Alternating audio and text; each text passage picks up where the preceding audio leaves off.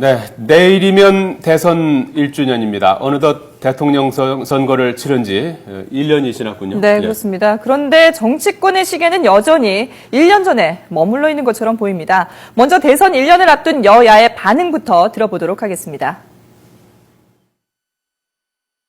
지난 1주년은 건물을 지을 때 정지 작업을 하는 것에 비유할 수 있겠습니다.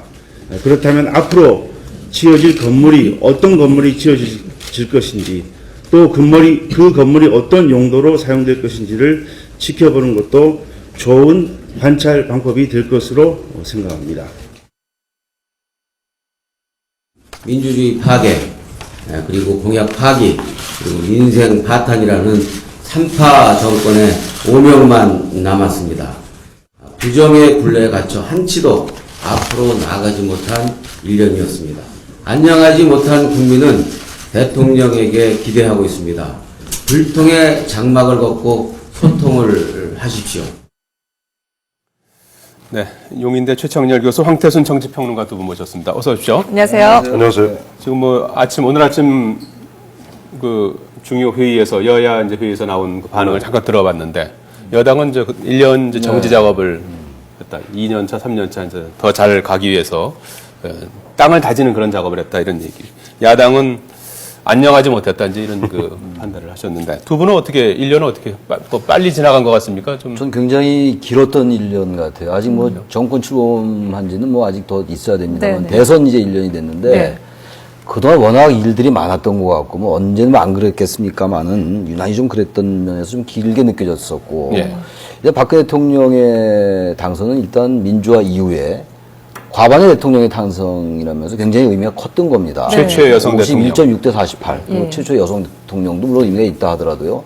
항상 우리가 문제되는 게 민주주의에서 대표성의 위기라는 게 항상 있어요. 그래서 항상 과반이 안 되는 대통령이 많이 나왔단 말이에요. 항상 그랬어요. 네네. 예외 없이 그랬어요. 민주화 이후에도. 근데 이번에는 1년 전에는 51.6, 108만 표 차이밖에 안 났다 하더라도 의미가 있던 건데 1년의 소회를 말씀하라고 제가 말씀드리니까 생각나는 게 과반 대통령의 의미는 많이 퇴색한 면이 없지 않다. 그래서 이제 51대 48%였는데 48%는 명시로 반대한 유권자들이었잖아요. 네.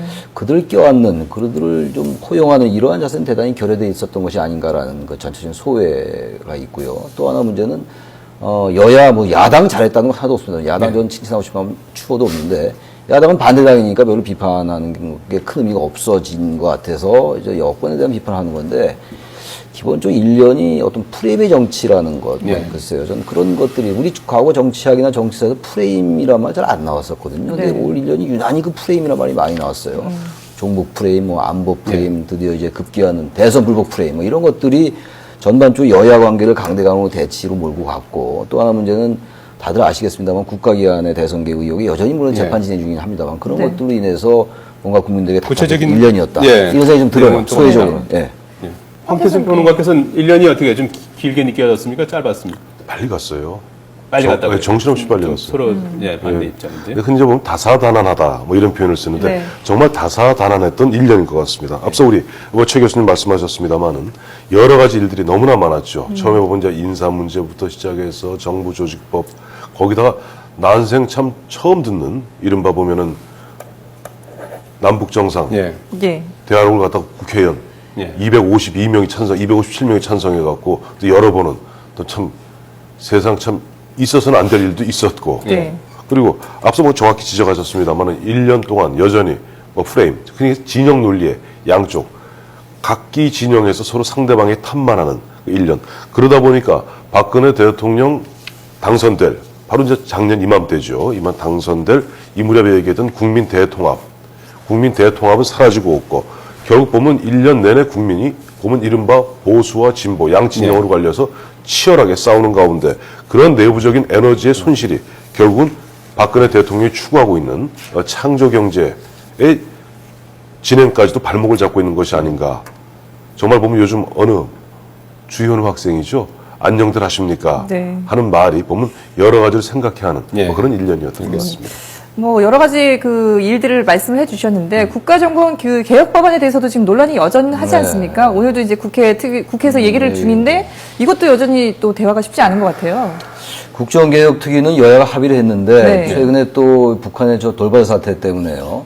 상당히 또 이 변수 작용을 하는 것 같아요. 네. 어느 정도 불가피할 것 같아요. 변수 작용하는 것이. 근데 문제는 국정원 개혁을 더 철저히 함으로써 우리의 국정원이 정말 국가 최고 정보기관으로서의 위상을 더 확립하는 게 전 맞다고 봅니다. 그런 네. 관점에 관점에 따라서는 아무튼 간에 인식의 문제에서 국정원이 또 위상을 강화하기 위해서는 이 개혁은 좀 속도를 조절해야 된다, 신중해야 된다, 이런 논리도 가능합니다만, 그 여야의 아주 확연한 인식에 찹니다. 그 부분도. 예. 바로 근데 어쨌든 여야가 합의한 게 국회의 예산권을 좀 강화시키겠다, 국회 통제에도 두겠다라는 건데, 그 부분도 막 논란이 많이 있어요. 사실 국회에 통제에 두는 나라가 많지 않고, 그 미국 같은 경우가 거의 유일할 겁니다, 아마. 네. 그런데 그럼에도 불구하고, 최근에 이제 절초가 나오는 게 좀 비밀을 유지하면서 국회가 좀 들어볼 수 있게 하자, 뭐 이런 얘기란 말이죠. 그래서 그런 것도 그렇고, 상당히 국정원의 그 자체 개혁안도 진일보한 게 많이 나왔어요. 네. 상시 출입을 금지시키겠다, 언론기관이나 정당 이런데. 그런데 문제는 아무튼 간에 국정원이 민주화 이전이건 민주화 이후건, 뭐 보수 정권이건 진보 정권이건 상당히 정치 개입 때문에 문제가 돼 왔던 것이기 때문에 이번에는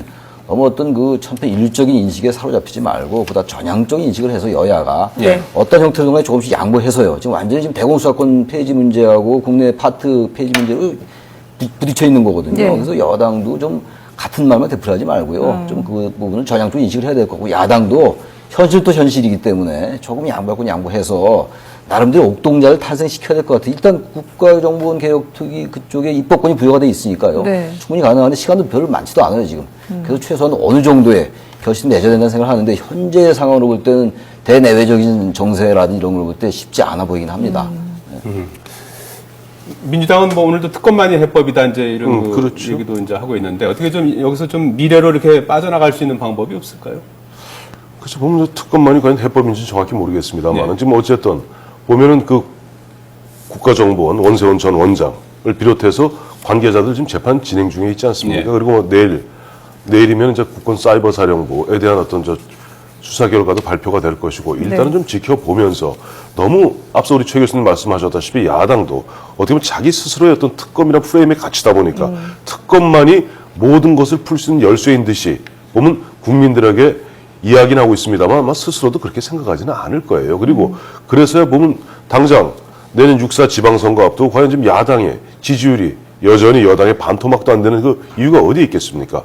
결국 여야 공이다 보면 정쟁의 늪속에 빠져 있습니다만 국민들은 지켜보기에는 오히려 일을 하려는 여당과 일을 하지 못하게 발목을 잡으려는 야당으로 그렇게 인식되고 있기 때문에 야당에게 그야말로 지금 생기지도 않은 안철수 신당보다도 한참 미치지 못하는 그런 어떤 지지율 추이를 보이고 있는 것 아닌가 네. 보고 있으면서 야당도 보면은 앞서 두 분 앵커 말씀하신 대로 스스로의 참 늪에 갇혀갖고 그 늪 속에서 허덕일 것이 아니라 한번 좀 차고 나가는 용기 있는 모습.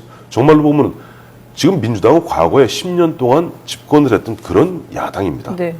김대중 대통령 5년, 또 노무현 대통령 5년, 10년 동안의 집권 경험이 있고 또 언제든지 그건 다시 집권당이 될 수 있는 수권 야당이에요. 그렇다면은 일단 뭐 그러한 부분에서 일정 부분 뭐랄까 조금 양보할 부분은 양보하는 가운데 좀 미래를 향해서 뛰어나가는 뭐 그런 모습을 보여줘야 될 텐데 그러기에는 야당 내부에 리더십이 좀 공공한 게 사실이에요.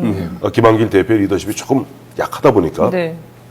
여러 이른바 차세대 잠룡들이 다시 또 꿈틀거리고 있지 않습니까? 그러다 보니까 또 그런 목소리를 갖다 강한 목소리를 낼 수밖에 없는 그런 또 구조적인 한계도 있는 거죠. 네. 자, 지금 그 박근혜 대통령이 이제 뭐 집권한 지 이제 1년 됐고 정부 출범 기준으로 하면 한 10개월 정도 이렇게 2월 25일 대선, 했으니까. 네, 대선 이후 1년이 뭐, 지났고요. 됐죠. 예. 그러면서도 이제 뭐 적지 않은 이제 외교적인 성과에도 불구하고 여전히 이제 불통 논란이 이제 이어지고 있는 것 같은데 시간이 뭐 거의 다 돼서 그 시간 다 됐습니다. 네, 짧게 좀. 평가를 좀 해주시고 좀 어떻게 했으면 그야말로 좋겠다든지. 소통 지금 예. 두 분 말씀하셨고 우리 황 의원님도 말씀하셨습니다만 소통의 문제는 역시 중요한 것 같습니다. 여러 가지 소통의 문제가 워낙 얘기가 많이 나오기 때문에 좀 진보하게 될지 모르겠습니다만 네. 역시 대통령이 저는 언론과 좀 일단 구체적으로 얘기한다면 좀 많이 접촉도 좀 하고요. 기자회견도 좀 많이 열고 네네. 해서 이 접촉수를 좀 늘려야 될 것 같아요. 그럼 저 야당의 비판에도 어느 정도 같이 용해가 되고 그럴 텐데 그래서 마지막으로 뭐 짧게 얘기하니까 시간이 없는데 네. 전 절제와 관용의 미덕이 필요하다. 관용은 민주주의에서 가장 중요한 덕목인데요. 남은 인정하는 것이거든요. 그래서 야당도 마찬가지입니다. 야당에도 해당하는 얘기인데 역시 여권이 국정의 주도 세력이기 때문에 말을 하는 건데요. 어떤 관용의 정신을 가질 필요가 있고요. 그다음에 절제가 필요하다. 권력은 너무 많이 사용하면 안 하면 못합니다. 그래서 권력의 절제 같은 거. 그래서 관용과 절제라는 게 너무 언론적 얘기일지 모르겠으나 이것이 유지된다면은 여당이나 여권이 변할 수 있을 것이고, 그럼 야당도 상당히 비판을 많이 받고 있지 않습니까? 야당도 네. 그럼 따라서 변할 수 있을 것 같아요. 그래서 1년 된 지금 늦지 않은 거거든요, 사실은.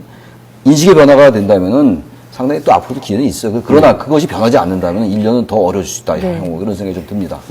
저는 이제 인사가 문제라고 봐요. 보면 박근혜 대통령 당선 시절에 처음 보면 이제 윤창중 대변인 인사하면서부터 국민들에게 많은 좀 실망감, 뜨악한 감을 주었고, 또 실제 보면 지난 한 10개월 동안 네. 보면 인사 진행 사항들을 보면은 박근혜 대통령이 후보 시절부터 일관되게 얘기했던 국민 대통합, 이 국민 대통합하고는 조금 대탕평 대통합과는 좀 거리가 있어 보입니다. 예. 그리고 지금 보면 앞서 두 분 말씀하신 대로 정권 출범한 지는 한 10개월 됐습니다만 네. 이제 올해 12월 지나고 내년 2월 25일 되면 취임 1년을 맞게 되는데 네. 뭐 조금 이른감이 있더라도 어떻게 보면 새로운 1년을 갖다 스스로 정비하면서 어떤 인사 대쇄신, 그 인사를 통해서 국민들에게 뭔가 본인이 처음부터 얘기했던 국민 대통합, 대단결의 어떤 그런 어떤 메시지를 갖다 전달하는 그런 노력도 있어야 되지 않겠는가 보고 있습니다. 하나 말씀드리고 싶은데요. 지금 좋은 말씀 하셨는데 경제 민주화와 복지가 지난 대선 때를 관통했던 시대적 이슈였어요. 네네.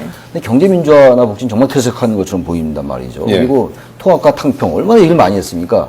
지금 대통합, 대탕평 얘기하는 여권 인사를 보지는 못했어요. 알겠습니다. 다시 초심으로 갈 필요가 있다라는 생각이 들어요. 알겠습니다. 네, 용인대학교 최창렬 교수, 황태순 정치평론가와 얘기 나눠봤습니다. 두 분 고맙습니다. 고맙습니다. 네, 고맙습니다.